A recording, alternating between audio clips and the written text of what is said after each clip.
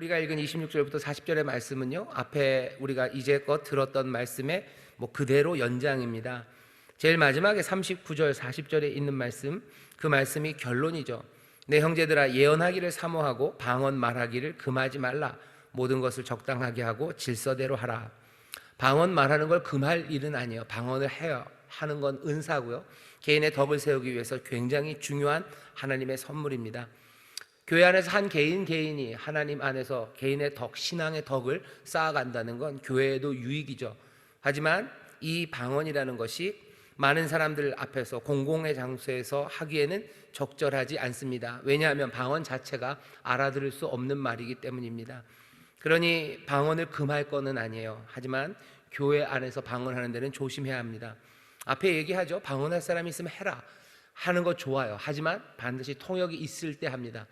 통역이 없다면 어차피 무슨 말인지 아무도 못 알아들어요. 그러면 그건 자기와 하나님께, 하나님 앞에서 혼자 있는 그 시간에 방언으로 기도하고 함께 예배할 곳에서 방언하려거든 꼭 통역하는 사람이 있을 때 해야 하고, 통역하는 사람이 있다 하더라도 예배 전체는 균형을 잡아야 됩니다. 사람들이 권면도 받아야 되고 사람들이 배우기도 해야 되기 때문에 방언의 은사가 넘친다고 해서 그냥 계속 방언만 할 수는 없어요. 숫자를 아예 바울이 딱 정해줍니다. 왜냐하면 모이는 시간이 한정적이기 때문에 그래요. 하루 종일 밤새도록 할 수 있는 게 아니죠. 그러니 질서를 잡기 위해서 고린도 교회에 바울이 아예 그 규정을 딱 정해줍니다.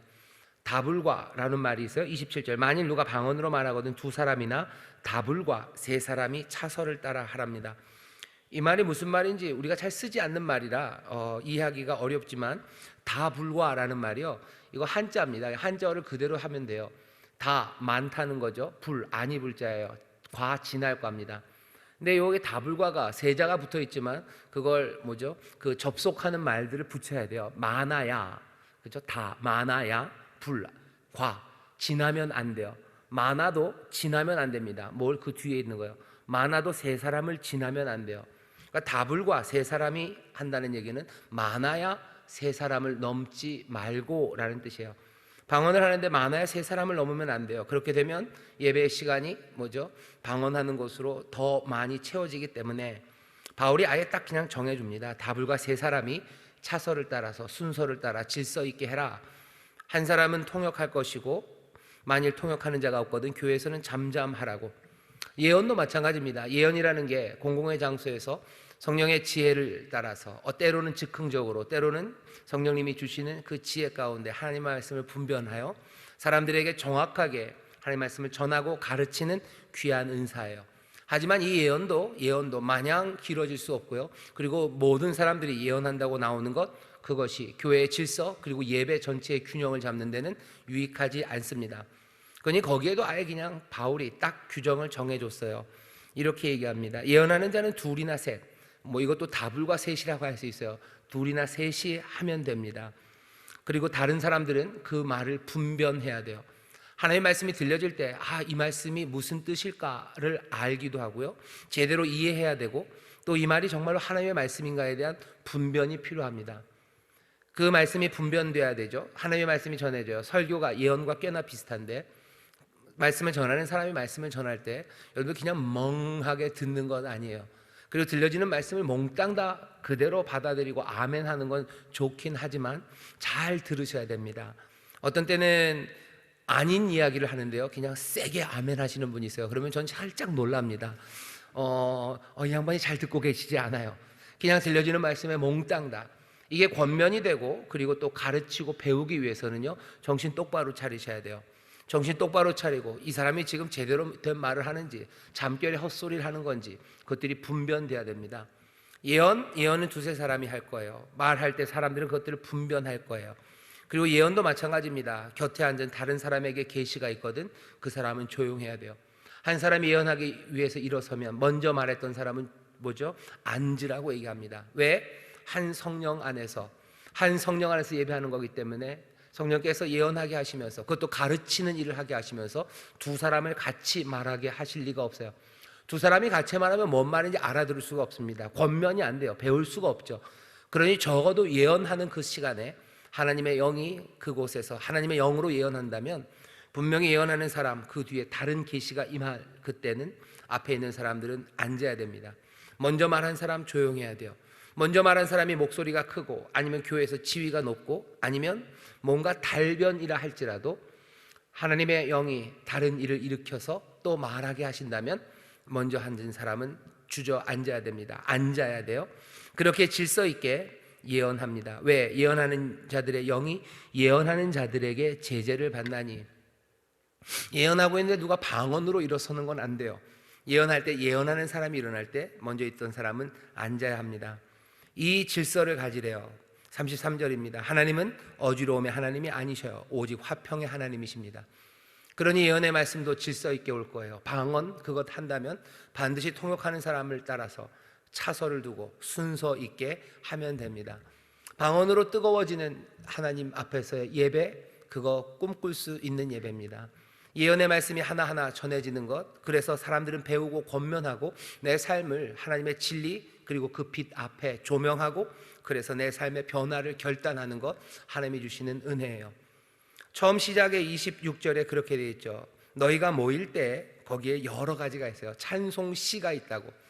여러분들 에베소서에 말하는 것처럼요, 너희가 성령의 충만을 받아라. 서로 화답하는데요, 시와 찬미와 신령한 노래로, 시로 찬미로 신령한 노래로 서로 화답해요. 그러니 예배는 당연히 찬송시, 시편의 노래들, 그리고 우리의 영으로 부르는 노래들, 또 우리가 하나님 앞에 고백하는 아름다운 찬송이 예배에 있습니다. 찬송도 있고요, 그리고 또 가르치는 말씀도 있고요, 계시도 있고 방언도 있고 통역함도 있고, 예배에는 이렇게 충만한 하나님의 은혜의 도구들이 가득해요. 이것들을 마음껏 누려야 됩니다. 그런데 누리는 그 방식은 여기 계속 바울이 설명했던 것처럼 모든 사람의 덕을 세우기 위해서 질서를 가져야 됩니다. 이 질서가 고린도 교회에서 무너졌어요. 그러니 바울이 그러면 안 된다 얘기하고요, 아예 지침을 딱 준 겁니다. 그럼 모든 예배에서는 이렇게 해야 됩니까? 아니요, 그렇지는 않아요. 고린도 교회는 이 상황이, 고린도 교회의 상황을 정리하기 위해서는 이런 실질적인 규정이 바울에게는 필요하다고, 바울은 필요하다고 판단해서 고린도 교회에 준 겁니다. 사실은 이 말 그대로가 지금 있는 교회들, 우리 인천 순복음교회도 적용하기가 어렵습니다. 우리 가운데 방언의 은사가 있어요. 우리 가운데 찬송시가 있습니다. 그리고 가르치는 말씀도 있어요. 하지만 방언 통역하는 게 우리 교회 안에 그런 은사가 부어진 것이 잘 보이지는 않아요. 만약에 하나님께서 또 그렇게 해주시기를 바랍니다. 우리 가운데 방역 통역의 은사, 그 은사가 정말로 주어져서 유익이 될 거면 분명히 하나님이 주실 거예요. 근데 그냥 제 판단입니다. 왜 안 주시는지, 왜 이게 한국교회, 특별히 또 우리 교회에도 이 은사가 희박한지 하나님 앞에 물어보면 대답을 딱 해주실 것 같지는 않지만 그냥 나름대로 저도 생각을 해봤어요. 왜 우리 교회는 방언은 많이 하는데 왜 방언 통역의 은사는 하나님이 허락하지 않으셨을까? 한국 교회에 방언하는 교회는 많은데 방언 통역하는 교회가 그렇게 많지 않은 이유는 뭘까라고 좀 생각을 해봤습니다. 근데 그 대답이 좀 안타까워요. 말하기도 부끄러울 만큼 안타까워요. 뭐냐 하면 죄송합니다만 우리 안에 방언의 통역의 은사를 주시기 시작하면 그것이 은혜가 되고 우리 모두에게 덕이 되고요, 기쁨이 될 겁니다. 많은 그 이후에 죄송합니다만 가짜로 통역하는 사람들이 훨씬 더 많아질 것 같아요. 그리고 그렇게 해야 될 것 같다는 어쩌면 유혹 아니면 시험을 드는 사람들이 훨씬 더 많을 것 같아요. 우리 교회 안에도 누군가 방언 통역하는 은사가 있어서 누군가 방언으로 기도할 때마다 정말로 성령의 은혜 가운데, 은사 가운데 그것들을 통역하기 시작하면요, 사람들이 굉장히 부러워할 것 같습니다. 저도 그래요. 저도 부러워할 것 같고, 그러니 그냥 부러워하는 데서 끝나지 않고요, 그 사람은 굉장히 위험하게 높아질 수 있고요, 또 그것들을 보는 사람들은 나도 하고 싶은 생각에 여러 가지 다른 시도들을 해요. 그 다른 시도들, 그러니까 제대로 은사가 아닌데도 통역하는 것처럼 하는 거죠. 때로는 짜고 치는 사람도 생길 수 있고요, 그리고 또 그 일들을 통해서 서로 시기하고 질투하는 게 우리 안에 생길 것 같아요. 우리가 정말로 정직하고 성실하고 그리고 참되고 교회 안에 이 신뢰가 만들어진다면 하나님께서 방언 통역의 은사를 주실 것도 같아요. 하지만 우리 안에 또 우리 전체 한국이라는 이 상황 안에서 죄송합니다만 시기가 많고 또 질투가 많고 남보다 높아지려고 하는 그 마음들이 여전히 많기 때문에 교회 안에서도 방언 통역의 은사는 너무 위험해서 하나님이 교회를 위해서 아마 멈추신 게 아닌가 하는 그런 생각이 있습니다.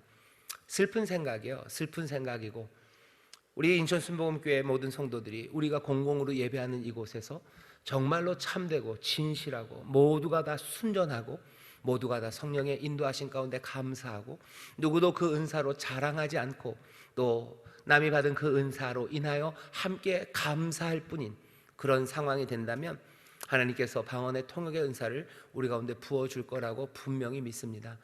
그러면 예배는 훨씬 더 풍성해질 거예요. 찬송시가 있고 가르치는 말씀이 있고 방언이 있고 방언의 통역이 있는, 아마 그것이 전체 교회에서가 아니라면 몇몇 공동체 안에서라도 그것이 가능한 그날이 오기를 바라요.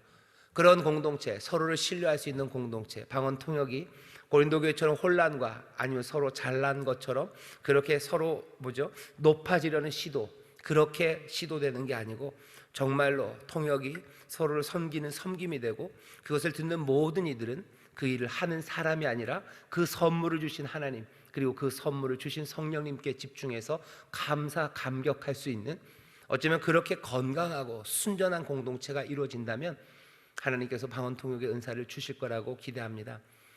여기 있는 이 말씀이 그러니 그대로 우리에게 적용될 수는 없어요. 원칙만 들어야 되죠.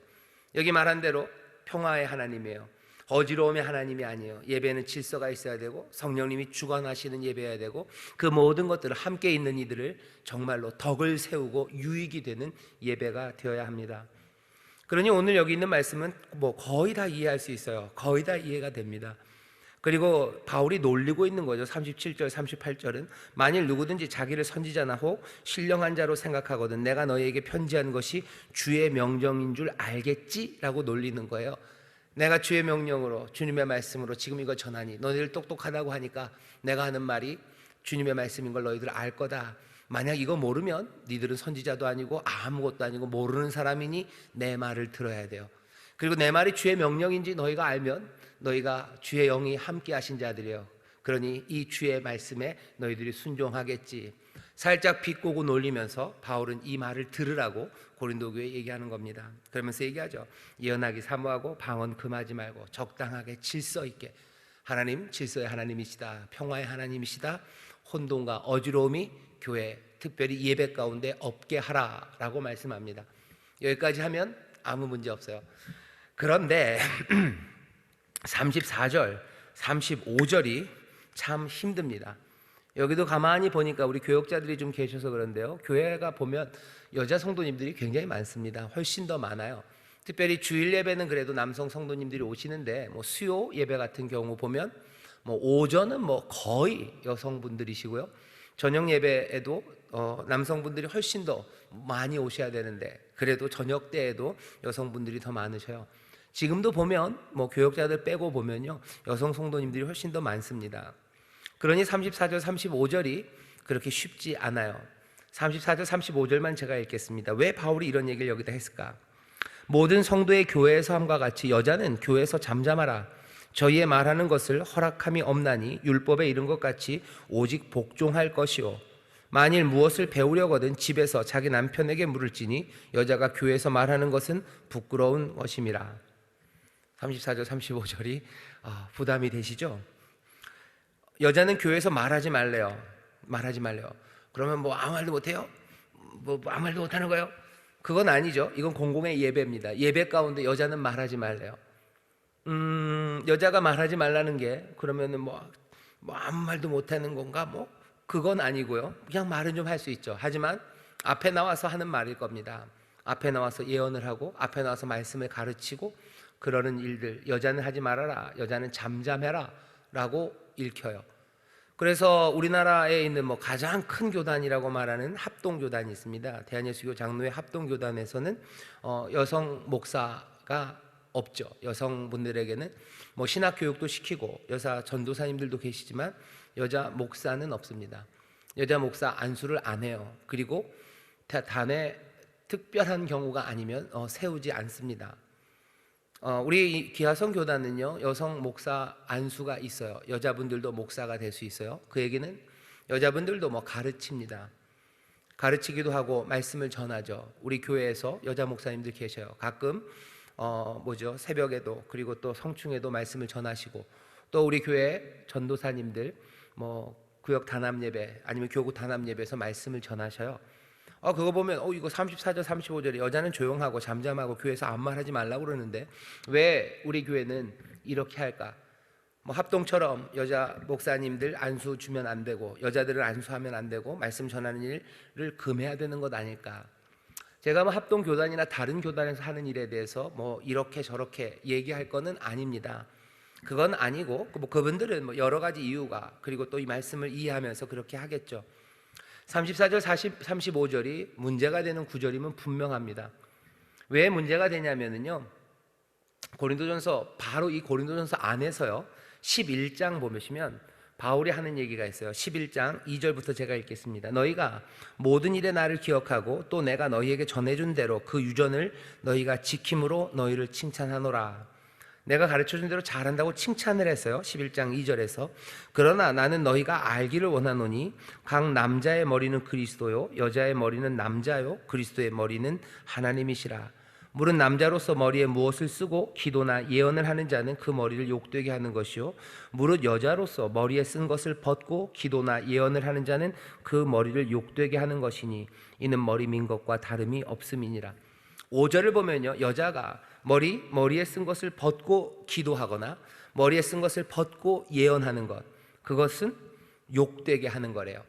이 얘기는 기도나 예언을 아예 하지 못하게 하는 얘기는 아니었죠.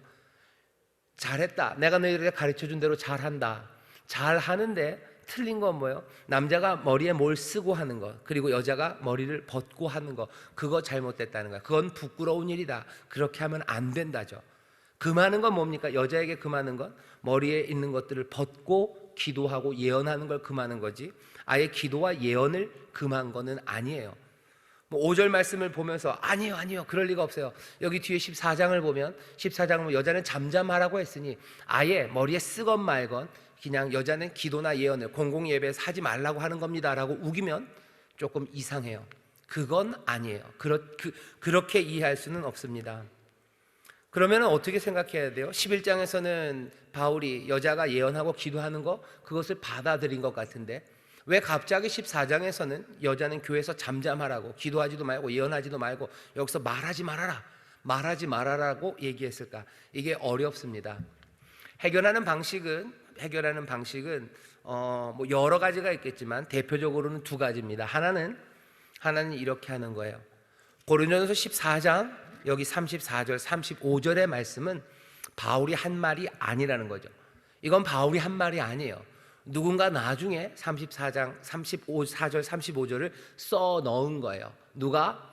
교회 안에서 여자가 좀 조용했으면 좋겠고 남자들이 모든 것을 주관해야 된다고 생각하는 사람이 그냥 34절 35절을 써 넣었다고 설명하는 겁니다.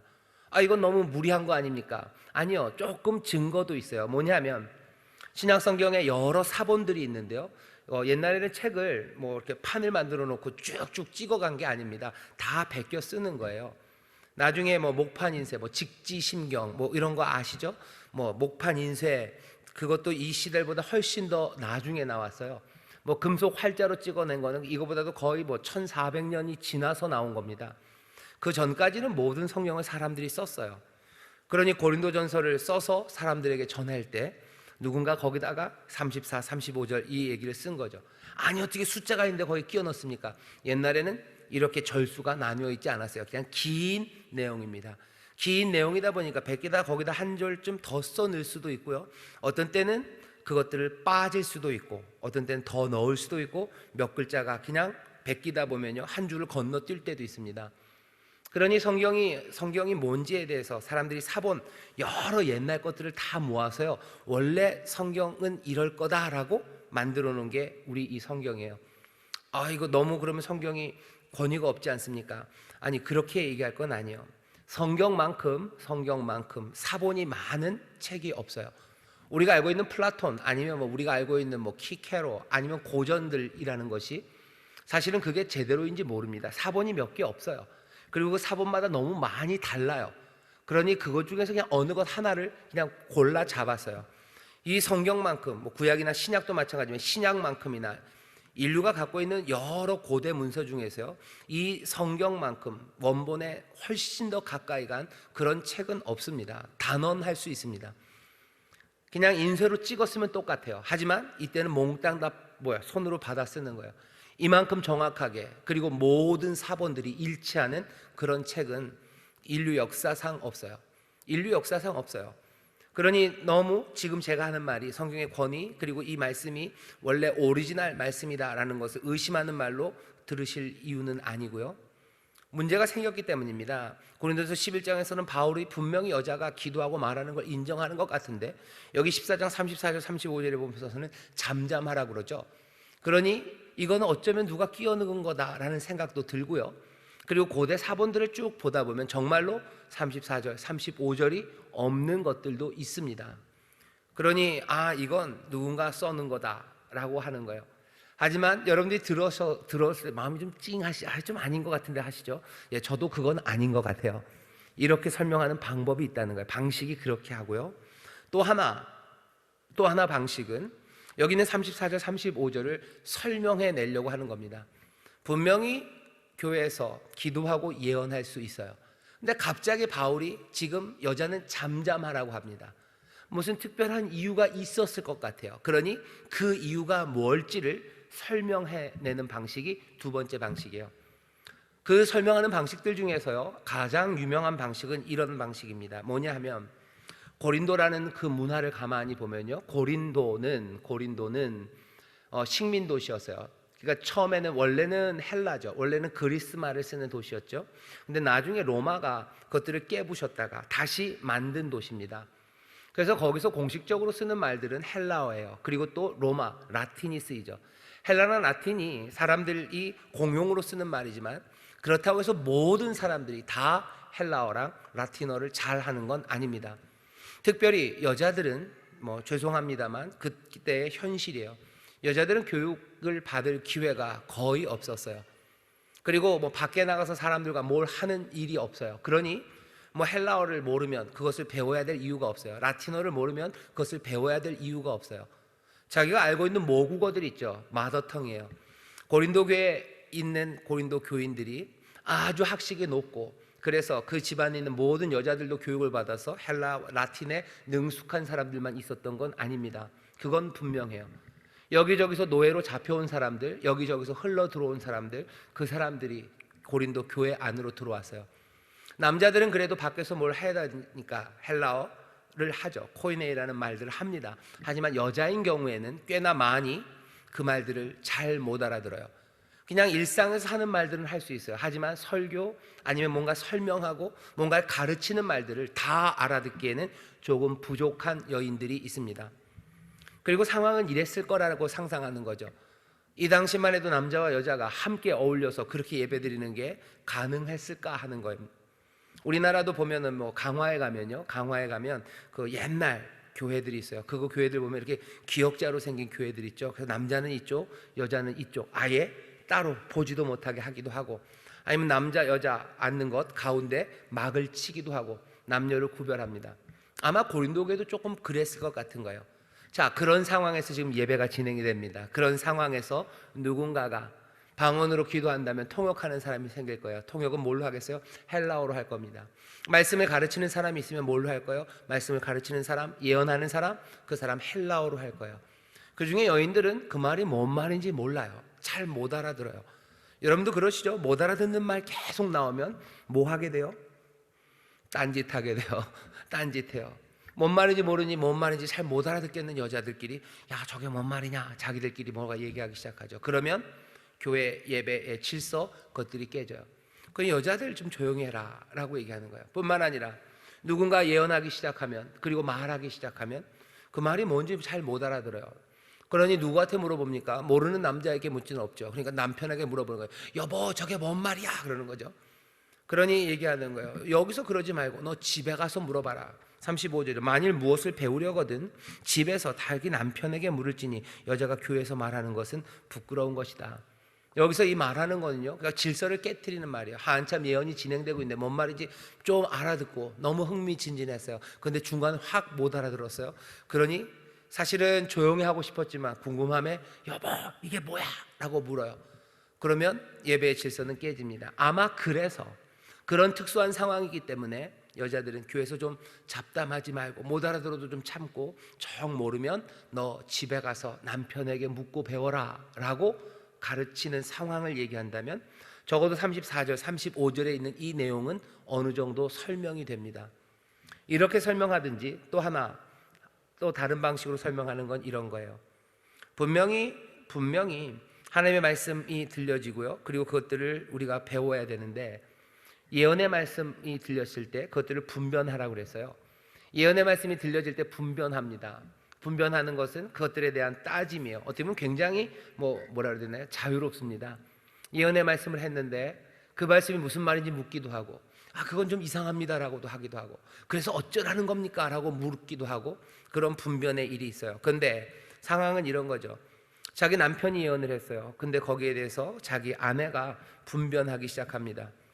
개인적인 이야기 하는 거죠. 남편이 뭐라고 얘기했는데 아이고 여보 집에서 잘 좀 하지 그러는 거예요.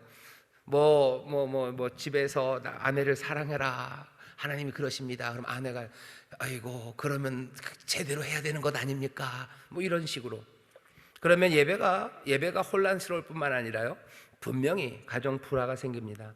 그런 경우 있으면 안 되니 어떻게 해요? 집에 가서 물어볼 것 있으면 집에 가서 물어보고 집에 가서 해야지. 여기 예언을 분별하는 그 일에 여성들이 끼어들어서 남편의 말에 판단하고 이야기하는 가운데 불화를 만드는 건 그 가정에도 불행이고 예배 질서도 깨진다고 집에 가서 해라 라는 방식으로 여기 3절, 34절, 35절을 설명해 낼 수는 있습니다. 어떤 게 정확한 건지는 우리가 알 수 없습니다. 하지만 합동교회에서 오신 분이나 합동교회 목사님들이 들으시면 별로 좋아하지는 않으시겠지만 제가 생각했을 땐 여자분에게 안수하는 교단의 목사로서 제가 드릴 수 있는 말씀은 바울이 여자가 예언하고 그리고 여자가 방언하고 또 통역하는 그것들을 금한 거라고는 생각하지 않습니다. 하지만 그 당시에 있는 문화적인 환경, 그 환경 안에서 분명히 뭔가 혼동과 방해를 만들 만한 일들이 그 여자라는 문화적 환경 때문에 생겼던 건 분명한 것 같아요. 그러니 그것을 막으려고 하는 거지 여자기 때문에는 아니라고 분명히 생각합니다. 질서와 평화를 지키기를 바라는 거죠. 그것을 위해서 이 특수한 상황에서, 고린도라는 특수한 상황에서, 또 여성들이 그 언어들을 다 알아듣기 어려운 그 상황에서, 또 남편과 아내라는 특수한 관계에 있는 그 경우들이 많았기 때문에 여기 바울이 여자들은 좀 조용했으면 좋겠다라고 지금 전한다고 생각합니다. 그렇게 생각하면 결국은 34절 35절의 이야기도 전체 주제와 맞아 들어가죠. 전체 주제는 질서와 그리고 혼돈이 아닌 질서의 예배입니다. 그리고 모두의 덕을 세우기 위한 예배여야 돼요. 바울은 지금 그 얘기를 하고 있고요, 그 얘기가 온전히 이루어지기 위해서 조금은 무리한 것 같지만, 우리가 지금 읽을 때는 무리한 것 같지만 그 사람들, 고린도 사람들이 들으면 이 얘기가 뭔지 알 만한 이야기를 지금 여기에다가 해 놓은 겁니다. 이제 우리가 교회 안에서 공공의 예배에서 은사를 어떻게 사용해야 되는지에 대한 바울의 가르침을 다 들었습니다. 몇 번을 이 설교를 몇 차례 계속 같은 주제로 하면서요, 성도 여러분들에게 계속 드렸던 말씀입니다. 고린도 교회는 은사가 너무 많았어요. 그게 문제예요. 그게 혼란을 만들어냈던 거죠. 하지만 지금 현재 교회에서는 어쩌면 그 전체적인 수준이 너무 낮은 게 문제입니다. 충만한 은사 가운데 질서를 잡는 게 문제가 아니라요, 뭘 질서를 잡을 말들이 없어요. 잘 배치해야 될 그것들이 없는, 어쩌면 아무 은사도 없어서 너무 잡는 것 같은 교회, 그것이 문제일 수 있습니다. 그런 교회라면 바울은 다른 이야기를 할 거예요. 은사가 넘쳐서 그것들을 조정해야 되는 교회에, 고린도 교회에 바울이 이 이야기를 했다면, 어쩌면 너무 잠잠한 교회, 질서를 만들어낼 그 말들을 움직여서 줄을 세워야 될 무슨 바둑돌 하나 없는 그 교회를 향해서는 반대의 이야기를 하겠죠. 너희들 은사로 채우라고 얘기할 거예요. 너희들 은사를 사모하라고 얘기할 거예요. 너희들 지금 뭐 하는 거냐라고 얘기할 거예요. 성령의 충만함 그 안에서 주시는 은사가 너희들 다 어디 갔냐고 아마 책망할 겁니다. 그게 분명해요. 교회, 우리 인천순복음교회도 마찬가지입니다. 질서, 하나님은 혼란의 하나님이 아니시고 평화의 하나님이신 우리 가운데 있는 은사가 이 예배 가운데 질서 있게 나타나야 돼요. 하지만 어쩌면 정말로 솔직하게 그리고 정말로 객관적으로 우리의 예배들을 판단해 볼 때 우리 안에 신선하고 생생하게 복음과 대면해서 그 기쁨과 그 감격으로 드려지는 그 뜨거움은 고린도 교회에 못 미칠 뿐만 아니라 아마 사도 바울이 본다면 고개를 갸우뚱할 만큼 그렇게 섭섭하고 안타까운 교회의 모습이 우리 가운데 있습니다. 우리 교회가 그럼 다른 교회보다 못하다는 겁니까? 아니, 다른 교회랑 비교할 거는 아니에요.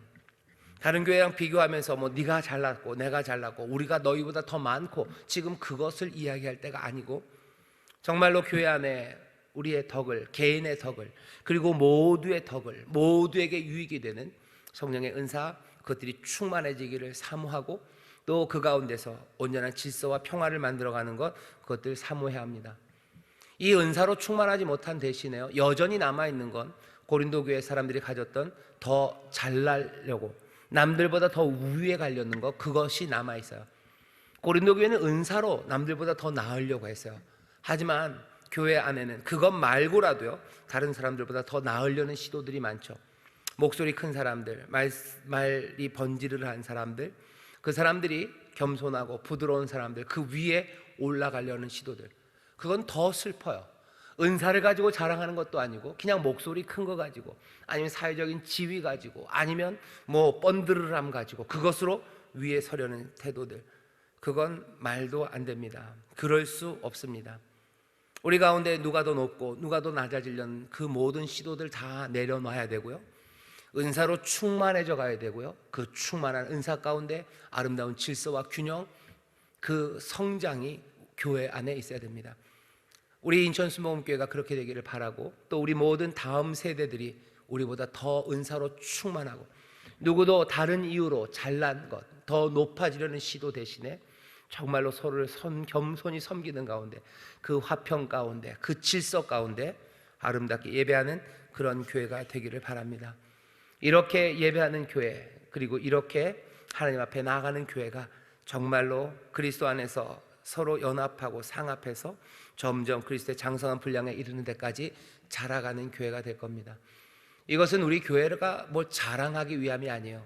이 안에 있는 모두가 정말로 그 말씀 안에서 더 자라가고 또 그 은사 안에서 내 사명을 잘 감당함으로 정말로 가슴 벅찬 신앙생활, 주님이 우리를 부르신 그 선하신 뜻을 이루어가는 한 개인과 교회가 되기 위한 우리의 소망이고 우리의 비전입니다. 교회가 은사로 충만해지기를 기도하셔요. 그리고 누구도 위로가 아니라 모두가 다 겸손하게 서로를 높여주는 교회 되기를 기도하셔요. 그 가운데 혼란의 하나님이 아니시니 평화의 하나님, 화평의 하나님이시니 아름다운 질서와 그리고 적절함, 그것이 있기를 바라셔요.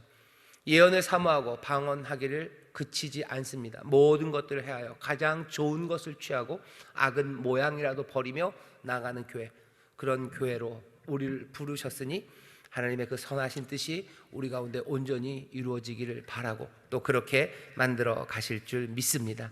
그냥 꿈만 꿔도 기분이 좋습니다. 성령의 은사가 진짜 충만하고 그 가운데 누구도 높아지려고 하지 않고 아름다운 화평과 평화가 있고 겸손하게 섬기며 한 개인 개인의 신앙의 덕이 점점 자라가고 전체가 하나님 안에서 유익으로 그리스도의 장성한 분량까지 그 멋짐으로 우리가 커가는 교회, 누구도 자기의 잘남으로 자랑하지 않고요, 또 누구도 다른 사람의 잘남을 시기하지 않고요, 그것을 보며 하나님 앞에 감사하고 또 서로가 서로를 위하여 섬기는데 모든 것들을 내어놓을 수 있는 교회, 하나님이 주신 은혜였다고, 하나님이 주신 선물이었다고 모두가 다 겸손하게 고백할 수 있는 교회, 그 귀한 것이 우리 가운데 보여지기를 바라고, 세상에 없는 이 공동체가, 세상에 없는 그런 모임이 우리 안에 있을 때 사람들은 얘기할 거예요. 이 사람들은 하나님의 사람이에요. 여기 하나님의 영이 계시다고, 여기 하나님이 함께 하신다고 사람들이 무릎 꿇고 회개하고 그 앞에서 삶을 새롭게 얻는 그런 귀한 교회로 우리를 사용하시기를 바라고 또 그렇게 만들어 주실 줄 믿습니다. 우리 시간에 기도할 텐데요, 앞에 기도는 다른 기도 아닙니다. 우리 교회의 꿈을 가지고 기도해 주셔요. 은사가 넘치길 위해서 기도해 주십시오. 한 개인마다 누려야 될 은사가 있어요. 방언의 은사 구하셔요. 내가 방언의 은사 얻기를 위해서 기도하시고, 우리 모든 자녀들, 다음 세대들이 하나님 방언의 은사 갖기를. 바울이 얘기합니다. 너희들 몽땅 다 방언하기를 바란다. 모두가 다 방언하기를 바란다. 방언의 은사를 통해서 정말로 하나님 앞에 더 가까이 가는 그 은혜를 구하시고, 그 다음에는 우리 교회 안에 필요한 모든 신령한 은사에 부족함이 없도록 주님 채워주옵소서 기도하셔요. 질서를 만들어가는 건 그 다음일 겁니다. 뭐가 움직일 말이 있어야지 움직이죠.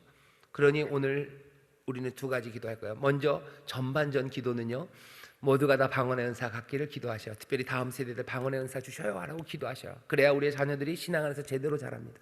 우리 인천선목교회 이 안에 하나님의 신령한 은사가 넘치게 하여 주옵소서.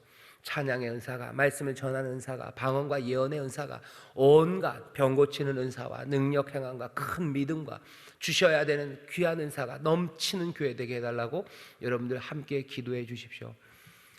오늘 두 번째 후반전 기도는요, 우리 자녀들, 다음 세대들을 위해서 기도할 거고, 또 새롭게 출발하는 많은 사람들을 위해 중보하며 기도할 거고, 내가 새로운 출발이 필요한 사람이면 하나님 나를 도와주시고 내 길을 인도해 주시고 나에게 능력 주시고 지혜 주시고, 그리고 내가 욕심 따라서 아니라 하나님의 은혜 따라 걷게 해달라고 우리가 그렇게 기도할 겁니다.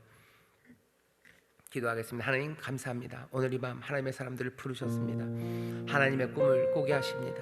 주여, 바로 얻기는 우리 인천수목교회 모든 성도들, 특별히 우리의 다음 세대들이 아버지 신앙의 덕이 점점 자라 예수님 닮아가기를 원합니다. 주여, 우리에게 알게 하신 것, 이 방언의 귀한 은사가 한 개인의 신앙의 덕을 세우고 하나님 앞에 말하게 하신다고 하셨는데, 주여, 하나님과 말하는 그 자리로 나아가는 우리의 자녀들 또한 우리 모두가 되기를 원합니다. 방언의 은사를 넘치게 부어 주옵시고, 우리 모두가 다 방언하는 아버지 하나님의 그런 귀한 선물이 우리 가운데 임하게 하여 주옵소서. 하나님, 우리 인천순복음교회가 은사에 부족함이 없는 교회가 되기를 원합니다. 신령한 은사로 가득 차게 하시다. 아버지 하나님, 정말로 성령의 충만한 찬송과 찬양, 아버지 하나님, 정말로 성령에 충만하게 전해지는 말씀들, 아버지 성령 안에서 예언하며 방언하며 통역하며, 아버지 성령 안에서 치료하고, 아버지 하나님 믿음을 행하며, 아버지 능한 일을 행하며, 아버지 지혜와 지식이 충만한 아버지는 신령한 선물이 우리 교회에 가득하기를 원합니다. 아버지 하나님, 그렇게 영광을 드러내며 하나님의 성전으로 서기를, 아버지 그리스도의 장성한 분량에 이르기까지 함께 자라가기를 원하오니, 성령님 우리 가운데 귀하신 선물로 놀라우신 은혜로 넘치게 채워 주시옵소서. 감사드리며 예수님 이름으로 기도하옵나이다. 아멘.